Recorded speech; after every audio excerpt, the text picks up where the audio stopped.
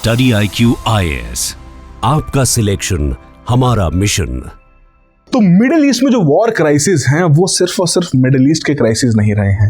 वो global crisis में यहाँ पर कन्वर्ट होते हुए देखने को मिल रहे हैं। एंड मिनट बाय मिनट इस प्रकार की अपडेट्स हमारे सामने आती रहती हैं कि भैया ये नई साइट के ऊपर यहाँ पर अटैक हो चुका है, नया एनर्जी क्राइसिस यहाँ पर क्रिएट होने वाला है, फलाने मिनिस्टर ने ये बयान दिया है। बट द पॉइंट इज कि क्यों ये ग्लोबल क्राइसिस बनता जा रहा है? बिकॉज इस रीजन का जो सिग्निफिकेंस है वो है उनकी एनर्जी प्रोडक्शन और एक्सपोर्ट्स का, और वही गल्फ इन कंट्रीज के जो एनर्जी साइट्स हैं, इनका जो इंफ्रास्ट्रक्चर है, उसके ऊपर मल्टीपल अटैक्स यहाँ पर ईरान द्वारा कर दिए गए हैं। ईरान का बहुत क्लियर कट फंडा यहाँ पर दिख रहा है कि वो चाहते हैं कि भैया या तो यूएस का कंप्लीट वाइप आउट वहाँ पर किया जाए, उनकी प्रेजेंस उनको इस रीजन में चाहिए ही नहीं, है ना। जितने भी बेसिस उनके इन पर्टिकुलर रीजन्स में थे, जो कि अभी हम आगे जाके देखेंगे भी, वो नहीं चाहते कि वो किसी प्रकार के बेसिस यहाँ पर एग्जिस्ट करें। एंड मोर ओवर उन्हें ऑलरेडी ये चीज़ समझ में आ चुकी है कि सैंक्शंस की वजह से हमारी इकोनॉमी तो ऑलरेडी सफ़र कर रही है, तो क्यों ना इस सफरिंग को थोड़ा सा प्रोलॉन्ग किया जाए, इसे और फैलाया जाए, ताकि थोड़ा एक इम्पैक्ट वहाँ पर वो क्रिएट कर सके, अपनी ऑटोनॉमी, अपनी सोवरेनिटी को यहाँ पर वो असर्ट कर सके। बट द पॉइंट इज कि जब इन पर्टिकुलर गल्फ कंट्रीज के लिए जो एनर्जी इंफ्रास्ट्रक्चर की साइड से उनके लिए ब्रेड एंड बटर है, यहीं से वो प्रोडक्शन करते हैं, उसे एक्सपोर्ट करते हैं, यहाँ के बहुत सारे लोगों का लाइवलीहुड इसी प्रकार के इंफ्रास्ट्रक्चर के ऊपर डिपेंडेंट है। एंड अगर हम देखें कि बहुत सारी जो स्ट्रेटेजिक साइट्स हैं, चाहे वो आपकी मीना अलमादी हो, मीना अब्दुल्ला हो, RS लफान हो, again crude oil, natural gas की प्रोडक्शन साइट्स का इंफ्रास्ट्रक्चर यहाँ पर बिल्ड किया गया, जिनके ऊपर इम्पैक्ट यहाँ पर पड़ा है। बट फिर भी गल्फ कंट्रीज द्वारा उस प्रकार का रिटेलिएशन नहीं किया गया। वो डिफेंस जरूर है कर रहे हैं, वो डिफेंसिव साइड पर जरूर हैं, जहाँ पर वो किसी प्रकार के इनकमिंग ड्रोन्स और मिसाइल्स को इंटरसेप्ट करने का हर एक संभव प्रयास कर रहे हैं। बट द पॉइंट इज वो अभी तक ऑफेंसिव साइड पर नहीं आए हैं, उन्होंने इस वॉर को ज्वाइन नहीं किया है यूएस और इजराइल के साथ। क्यों नहीं किया है, क्या इसका रीजन है? तो आइए आज के सेशन में हम डिस्कस करेंगे, क्विकली इंपॉर्टेंट पॉइंटर्स को यहाँ पर डिस्कस करेंगे कि क्या यहाँ पर कारण हो सकते हैं जिसकी वजह से अगेन ये गल्फ कंट्रीज यहाँ पर अवॉइड कर रहे हैं खुद को इस पर्टिकुलर वॉर में कंप्लीट फुल फ्लेज्ड पार्टिसिपेशन से। तो मेरा नाम अरविंद गुलेर, तो शुरुआत करते हैं आज के सेशन की। तो पहली बात तो ये कि हमें यहाँ पर ये नहीं समझ रहे कि किसी प्रकार का कोई डर है या गल्फ कंट्रीज खुद को बहुत वीक मानती हैं, सपोर्ट नहीं है। नहीं, ये जो रिस्ट्रेंट यहां पर दिखाया जा रहा है, it is a very well calculated survival, कि जहां पर वो चाहते हैं कि भैया अगर ऐसा कोई वॉर लाइक सिचुएशन क्रिएट हुआ तो उसकी वजह से हमारा भी उतना ही ज्यादा नुकसान यहां पर देखने को मिलेगा, कि जो ऑलरेडी जितना नुकसान हो रहा है वो तो है ही, और उसके बियॉन्ड नुकसान की जो लिमिट है, उसकी जो इंटेंसिटी है, वो और यहां पर बढ़ सकती है। जिसमें सबसे पहला रीजन, एक सोशल रीजन, एक आप कह सकते हैं इस चीज को, वो यहां पर आता है कि आपको पता है इस पूरे रीजन में आप मुस्लिम डोमिनेटेड रीजन है, और मुस्लिम्स में भी आपके दो पर्टिकुलर सेक्ट्स यहां पर देखने को मिलते हैं, शिया एंड सुन्नी। एंड उन्हीं शिया और सुन्नी की प्रेजेंस की अगर हम बात करें तो शिया कम्युनिटी की ज्यादातर प्रेजेंस किस में है? इस ईरान वाले रीजन में है। एंड बहुत पुराना कॉन्फ्लिक्ट है उनका, सऊदी और ईरान का, with respect to this Shia Sunni sects. तो कल को अगर कोई भी कॉन्फ्लिक्ट यहाँ पर क्रिएट हुआ और जिसमें दो साइड्स यहाँ पर पनपती हुई देखने को मिली, तो जाहिर सी बात है वो एक कॉन्फ्लिक्ट कब, एक जो आपस का कॉन्फ्लिक्ट जो अभी तक चल रहा है दो पार्टीज के बीच में, कब वो कॉन्फ्लिक्ट एक पर्टिकुलर इस्लामिस्ट सिविल वॉर में कन्वर्ट हो जाए, उसमें समय नहीं लगेगा। एंड कहीं ना कहीं इसराइल भी फिर इस चीज़ को प्रमोट कर सकता है, उसका प्रोपेगेंडा और बढ़ा सकता है कि हाँ जी ये तो कॉन्फ्लिक्ट अब शिया सुन्नी का कॉन्फ्लिक्ट बन चुका है। एंड पहले भी कितनी सारी लड़ाइयाँ हमने यहाँ पर देखी हैं जो कि इसी पर्टिकुलर डिवीजन की वजह से यहाँ पर हुई हैं। So that is a very prominent reason जिसकी वजह से ये पर्टिकुलर रीजन अपनी डिस्टेबलाइजेशन नहीं चाहता और इस प्रकार का कॉन्फ्लिक्ट यहाँ पर क्रिएट नहीं करना चाहता। और इस पर सऊदी ने भी क्लियरली कह दिया है कि एक पर्टिकुलर लिमिट हो चुकी है, एक पेशेंस लिमिटेड है हमारे अंदर भी, कि हम कब तक अपना रिस्ट्रेंट यहाँ पर दिखाएंगे। सो दैट इज द पॉइंट कि जहां पर वो भी एक वार्निंग देना चाहते हैं कि जी हाँ, हम भी कल को इस प्रकार का रिटेलिएशन यहां पर जरूर रख सकते हैं, राइट। सेकेंड पॉइंट यहां पर यह समझना बहुत जरूरी है कि इन पर्टिकुलर गल्फ कंट्रीज के पास उस प्रकार का डिफेंसिव कैपेबिलिटीज तो हैं, but when it comes to offensive capabilities तो कहीं ना कहीं वो किसके ऊपर डिपेंडेंट है? वो डिपेंडेंट है यूएस मिलिट्री की प्रेजेंस के ऊपर, जो कि इस रीजन में बहुत समय से देखने को मिली है। डेकेड से भैया उन्होंने अपने यहाँ पर बेसिस क्रिएट कर रखे हैं, 15-15 साल हो चुके हैं उनके इस प्रकार के जो बेसिस यहाँ पर काम करे, कुवैत रीजन में है, कतर रीजन में है, राइट। तो दैट इज द पॉइंट जिसकी वजह से उनके पास उतनी ऑफेंसिव कैपेबिलिटीज भी नहीं है। डिफेंसिव जरूर है, और डिफेंसिव कैपेबिलिटीज के केस में भी अगर देखा जाए तो उनकी डिपेंडेंसी किसके ऊपर है? अगेन यूएस के ऊपर यहाँ पर डिपेंडेंसी देखने को मिलती है, जहाँ पर पेट्रियट, थार्ड, जितने भी आपके ऐसे डिफेंस सिस्टम्स डेवलप किए गए यूएस द्वारा, उनकी डिप्लॉयमेंट इस रीजन में की गई, और वही एक तरीके से अभी तक जितनी इनकमिंग मिसाइल्स या ड्रोन्स उनको इंटरसेप्ट करने में वो सक्षम रोल से भी एक बहुत अहम रोल यहाँ पर निभा रही है। बट द पॉइंट इज अगर कल को फुल फ्लैश्ड वॉर में कन्वर्ट हो जाए तो ना ही उस प्रकार की मिलिट्री प्रेजेंस है, मतलब इन नेशंस की अपनी खुद की, पता नहीं है भैया यूएस कल को कब बैकआउट कर जाए और बोले कि नहीं भैया आपकी तो आपस की लड़ाई यहाँ पर शुरू हो चुकी है, मेरा इसमें कोई रोल नहीं है, राइट। और दूसरी ओर अगर ईरान की देखी जाए तो वो फुल वॉर फ्रंट एफर्ट के साथ वहां पर लड़ रहा है, उसके पास उस प्रकार की ऑफेंसिव कैपेबिलिटीज भी हैं जो कि हमने पिछले कुछ दिनों में ऑलरेडी देख ली हैं, है ना। IRGC जैसा जो उनका पूरा एक जो ग्रुप वहां पर क्रिएट हुआ है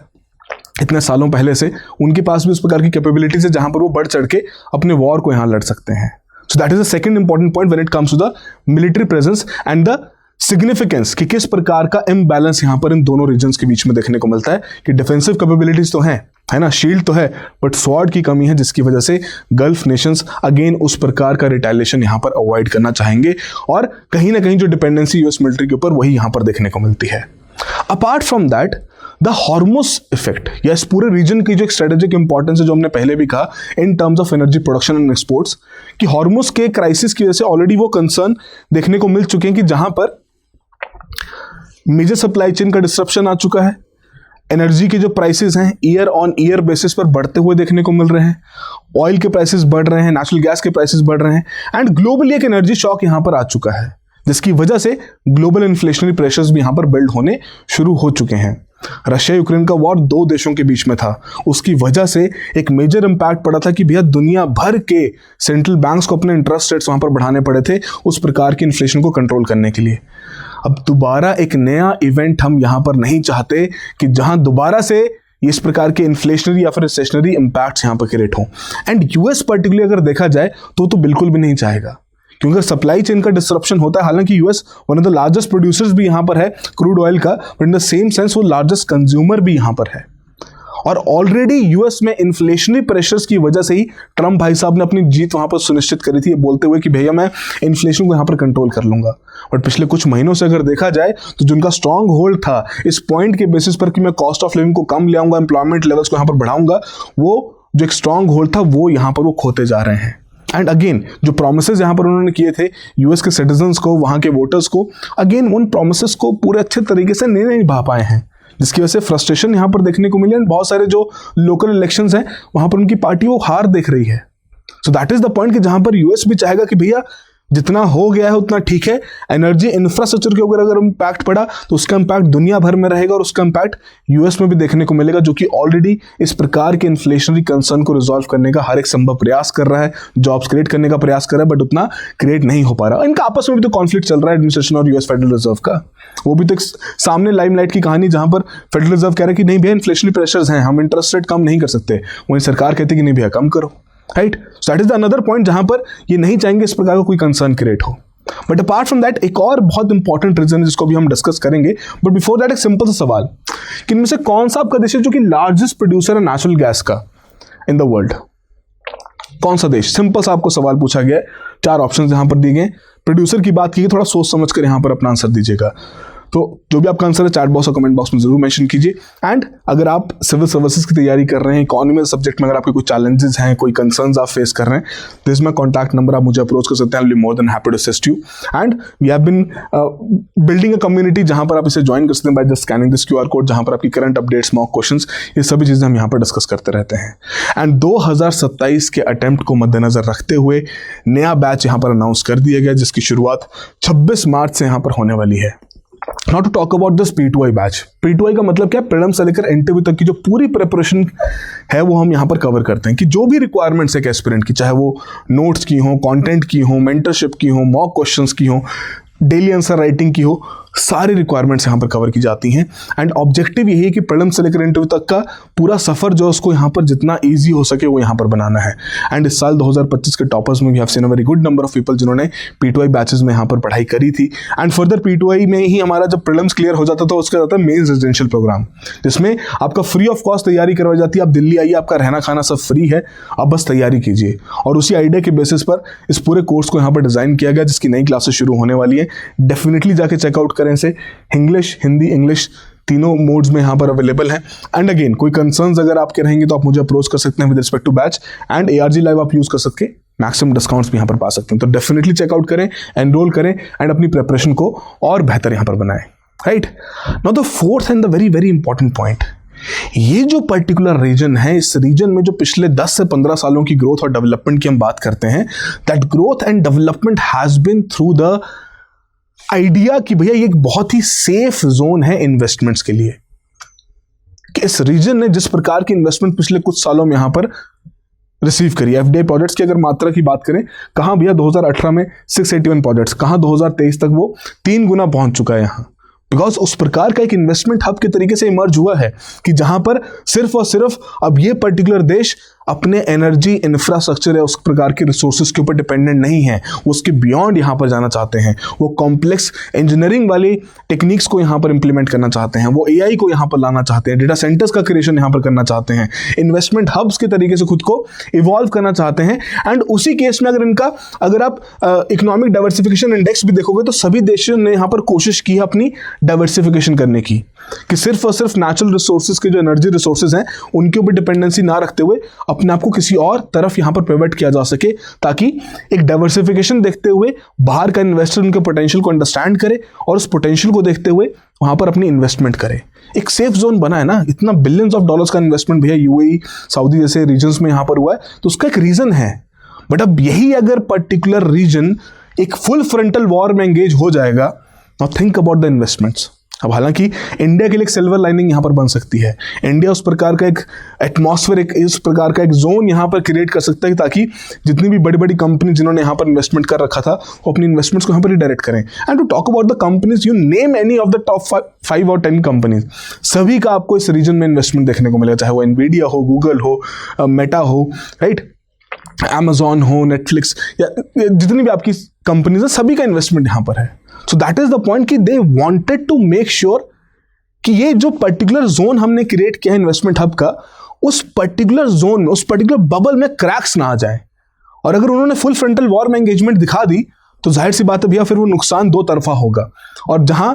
वो असेस कर रहे हैं कि अच्छा भैया अभी तो हमारा नुकसान सिर्फ और सिर्फ इतना हो रहा है कि हम इसको दोबारा से रिबिल्ड कर सकते हैं, बट अगर कल को ये फुल फ्रंटल वॉर हो गया और उसकी वजह से